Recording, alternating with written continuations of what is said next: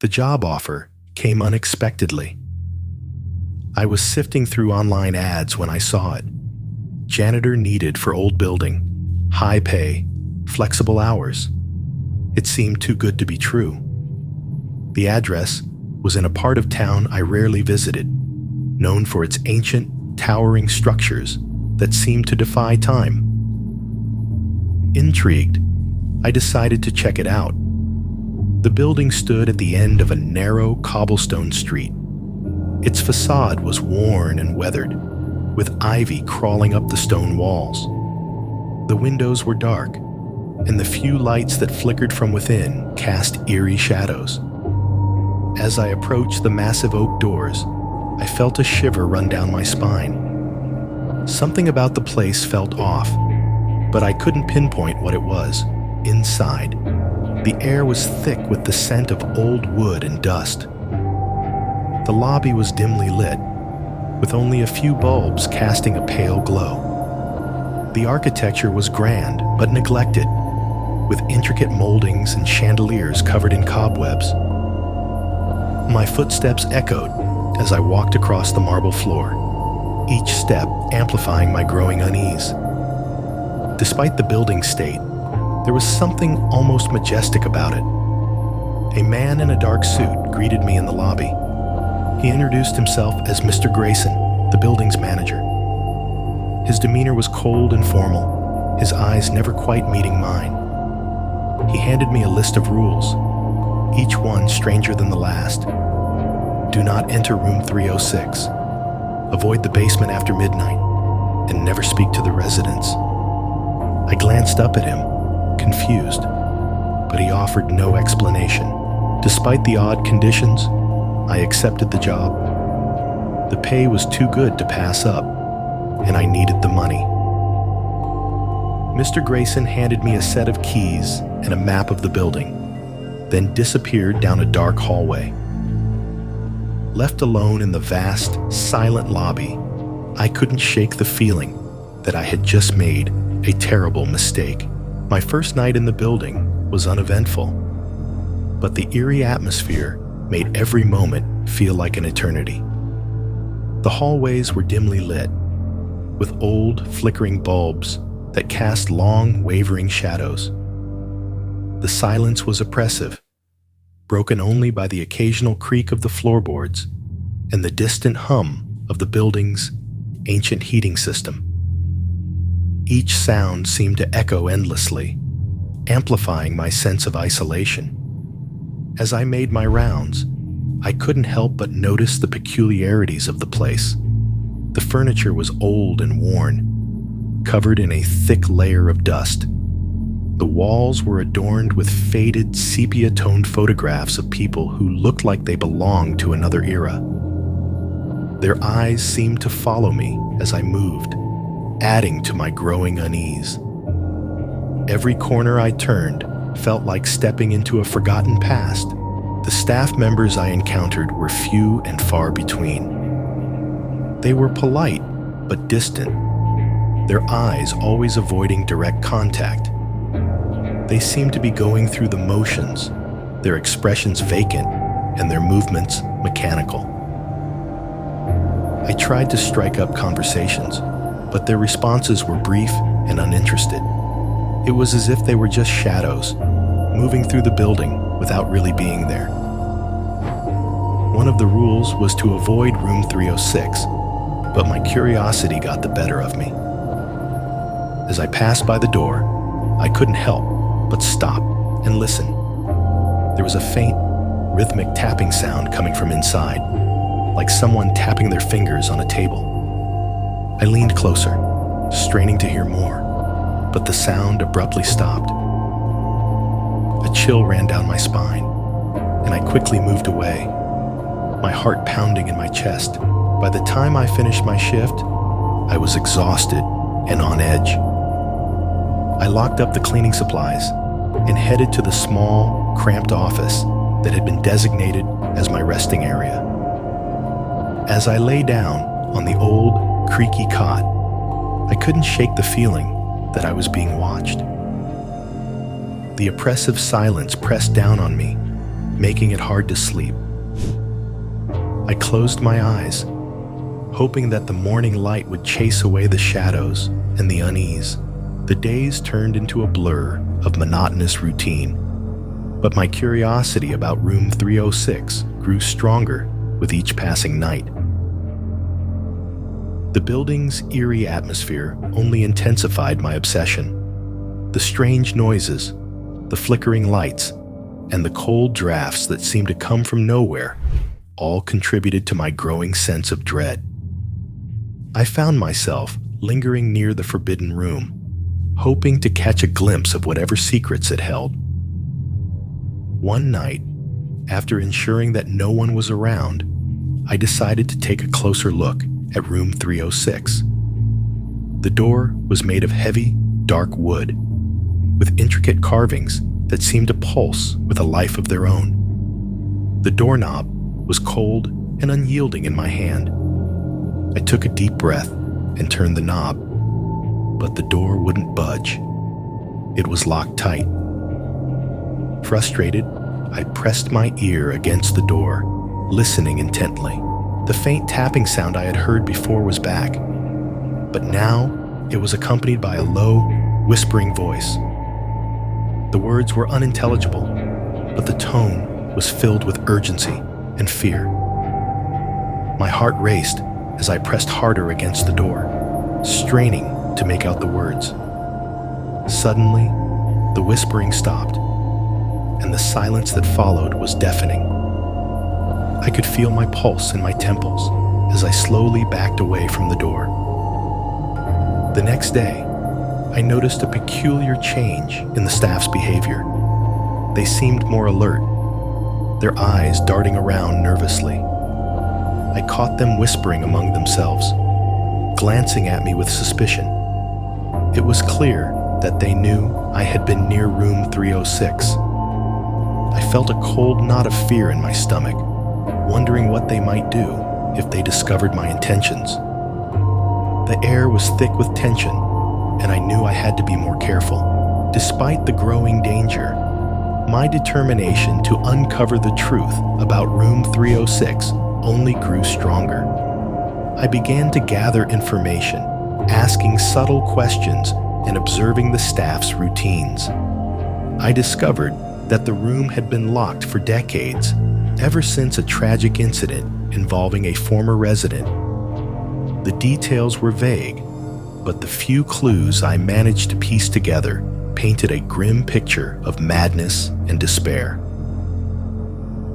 Late one night, as I was making my rounds, I noticed a faint light coming from under the door of room 306. My heart pounded in my chest as I approached, the cold sweat of fear trickling down my spine. I reached out to touch the door, and it felt warmer than usual. The tapping and whispering were louder now, almost as if they were beckoning me to enter. With trembling hands, I decided to find another way to get inside. Determined to find a way into room 306, I began to pay closer attention to the staff. They moved with an air of secrecy, their interactions hushed and furtive. One evening, I noticed Mr. Grayson, the building's manager, slipping into a room behind the main office. I followed quietly, keeping to the shadows. The door he entered was slightly ajar, and I could hear muffled voices from within. Peering through the crack, I saw a group of staff members gathered around a table, their faces illuminated by the dim glow of a single candle. They spoke in low tones, discussing something with grave seriousness. I strained to catch their words, but only fragments reached me. The room. Dangerous. No one must enter. My heart raced as I realized they were talking about room 306. It was clear that they were hiding something, and I was determined to find out what. That night, I couldn't sleep. I kept replaying the conversation in my mind, trying to piece together the mystery. The old journal I had found in the supply closet provided some clues. It belonged to a former janitor and its pages were filled with cryptic entries about the building's history. There were mentions of strange rituals, inexplicable events, and residents who had vanished without a trace. Each entry was more disturbing than the last. One entry, in particular, caught my attention. It described a tenant who had gone mad after spending time in room 306. The tenant had become obsessed with the room, claiming it was a portal to another world.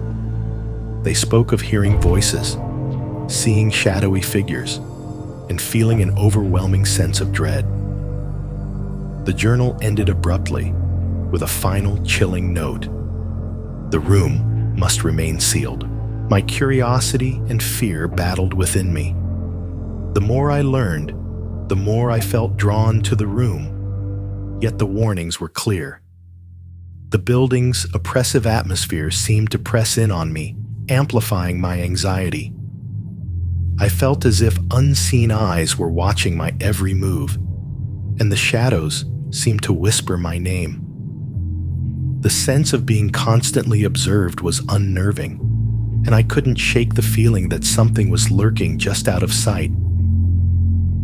Despite the danger, I knew I had to uncover the truth. The building's secrets had ensnared me, and there was no turning back. The next night, I decided to confront the staff directly.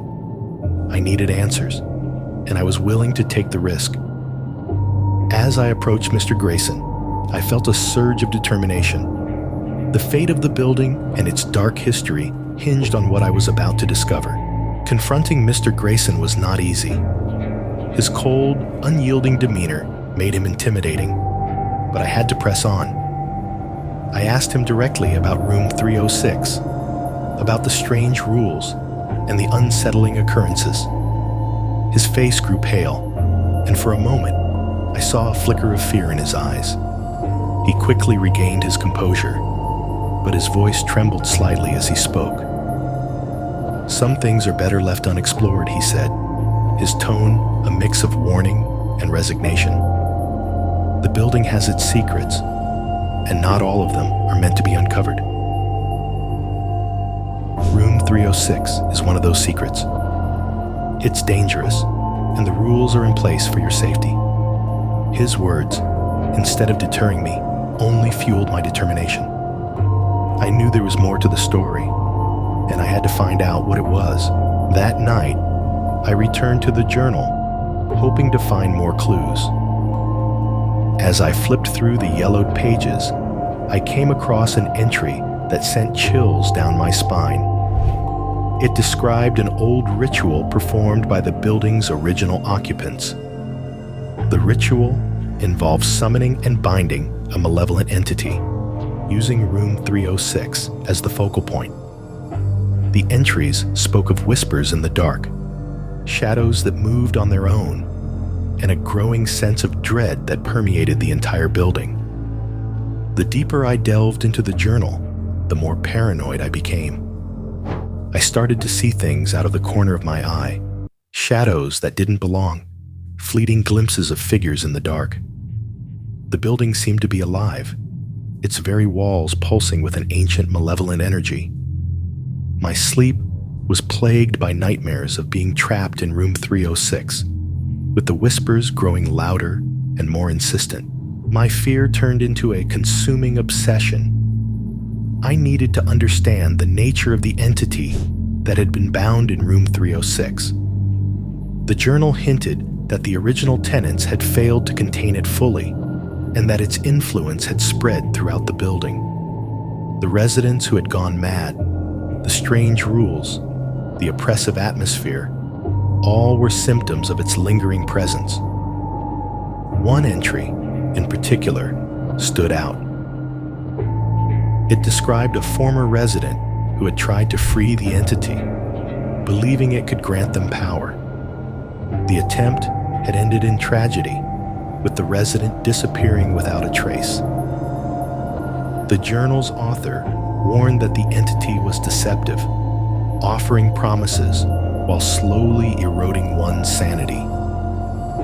The final words of the entry were a dire warning, "Do not listen to the whispers." As I read these words, a cold chill settled over me. The tapping and whispering sounds from room 306 now seemed to take on a more sinister meaning. I realized that my own sanity was at risk, and that the entity's influence was stronger than I had imagined. The building was a prison, not just for the entity, but for anyone who dared to uncover its secrets. Determined to uncover the truth, I continued my investigation. One night, while cleaning the basement, I noticed an old bookshelf that seemed out of place. On a whim, I pushed against it, and to my surprise, it swung open, revealing a hidden passage. The air inside was cold and musty, filled with the scent of decay and neglect. My heart pounded as I stepped into the darkness. The passage was narrow and claustrophobic, the walls lined with ancient crumbling bricks. The flickering light from my flashlight cast eerie shadows, making the space feel even more confining. As I moved deeper, I noticed strange symbols etched into the walls, their meanings lost to time. The silence was oppressive, broken only by the sound of my own breathing. After what felt like an eternity, the passage opened into a small chamber. The room was filled with odd artifacts, old books, dusty jars, and more of the strange symbols. In the center of the room was a large, ornate mirror. Its surface was covered in a thick layer of dust, but as I wiped it clean, I saw my reflection staring back at me with an expression of pure terror. The feeling of being watched intensified. Suddenly, I heard the faint sound of whispering, just like in room 306. The whispers seemed to come from the walls themselves, growing louder and more insistent. I felt a cold hand on my shoulder, but when I turned around, no one was there. My mind raced with fear and confusion, and I knew I had to leave the passage before I lost my sanity entirely. I hurried back through the narrow corridor, my footsteps echoing loudly. The hidden door slammed shut behind me, and I leaned against it, gasping for breath. The experience had left me shaken, but also more determined than ever to uncover the building's secrets. The hidden passage had revealed that there was much more to the building than I had realized, and I was now certain that the key to understanding it lay within room 306. My encounter in the hidden passage haunted me, but I knew I had to press on. I couldn't ignore the pull of room 306 any longer. One night, after making sure the building was empty, I decided to try again. With trembling hands, I approached the door, the tapping and whispering louder than ever. This time, I brought a set of lockpicks I had found in the hidden chamber. It took several tense minutes, but the lock finally clicked open. The door creaked as it swung inward, revealing a room bathed in an unnatural dim light. The air inside was frigid, and the walls were covered in more of those strange symbols. In the center of the room stood a shadowy figure, its form barely discernible in the gloom. My heart pounded as I stepped inside. The figure turned towards me, and I felt an overwhelming sense of dread. It was as if the very air was pressing down on me, making it hard to breathe. The figure's eyes glowed faintly, and it began to speak in a voice that seemed to come from everywhere at once. The words were in an ancient language, but their meaning was clear. It was a warning to leave, a threat of what would happen if I stayed. Despite the fear gripping my heart, I stood my ground. I asked the figure who it was and what it wanted. The response was a chilling silence, followed by a surge of cold air that nearly knocked me off my feet. The whispers grew louder, filling my head with a cacophony of voices. I could feel my sanity slipping away, but I had to know the truth. Gathering my courage, I decided to confront the staff about what I had experienced in room 306. The next evening, I found Mr. Grayson alone in his office. His expression turned from surprise to dread as I recounted my encounter with the shadowy figure. His usual cold demeanor cracked, revealing a deep-seated fear that mirrored my own. "You should never have gone in there," Mr. Grayson whispered, his voice trembling. "The entity in room 306 is ancient and malevolent. We have tried to contain it, but it's growing stronger. Every time someone enters, it feeds on their fear and grows more powerful. The rules were meant to protect you, but now it's too late." His eyes darted nervously around the room, as if expecting the entity to appear at any moment. I demanded to know more, pressing him for details. Reluctantly, Mr. Grayson revealed that the building had once been home to a cult dedicated to dark rituals. They had summoned the entity, hoping to harness its power, but instead, they became its prisoners. The entity thrived on fear and despair, and the cult's failure to control it had resulted in their demise. The staff had been trying to manage its influence ever since. The other staff members entered the room, their faces pale and drawn.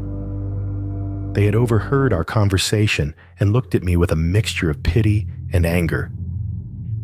"You've put us all at risk," one of them said. "We need to reinforce the containment, and you must help us. We cannot allow the entity to break free." The tension in the room was palpable, the air thick with fear and uncertainty. Determined to make amends and protect everyone, I agreed to help. The staff gathered ritual items and ancient texts, preparing to strengthen the containment. As we worked, the building seemed to come alive, the walls vibrating with an unseen energy. The whispers grew louder, more insistent, as if the entity knew what we were trying to do. My fear was almost overwhelming, but I couldn't back down now. As the ritual began, the staff formed a circle around me, chanting in a language I couldn't understand. The air grew colder, and the whispers intensified, filling the room with a deafening roar. The walls seemed to close in, and the lights flickered wildly. My heart raced as I felt the entity's presence pressing against the fragile barrier we were trying to reinforce. Suddenly, the room was plunged into darkness. I could hear the staff's fearful whispers, their chants faltering. A cold, oppressive force pressed down on us, and I felt the entity's malevolent gaze upon me. Desperation clawed at my mind as I struggled to stay focused. The entity was fighting back, trying to break free from the ritual's hold. In a moment of clarity, I remembered the symbols in the hidden passage. I grabbed a piece of chalk and began drawing them on the floor, hoping to strengthen the barrier. The staff joined in, their voices rising in a desperate chorus. The room pulsed with energy, the symbols glowing faintly as we worked. The entity's presence wavered, and I felt a glimmer of hope. But just as it seemed we might succeed, a sudden, intense wave of fear crashed over me. The entity's whispers filled my mind, drowning out all other thoughts. I dropped to my knees, struggling to breathe as the room seemed to spin around me. The staff's voices grew distant, and I felt myself slipping into darkness. The entity was too strong, and I feared we had failed. Then, in the midst of the chaos, the whisper stopped.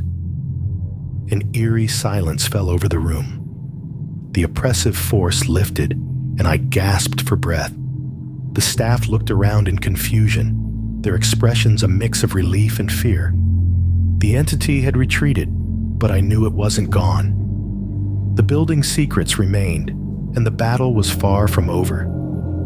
The mystery of room 306 would haunt me forever, a reminder of the darkness that lurked just beyond the edge of our understanding.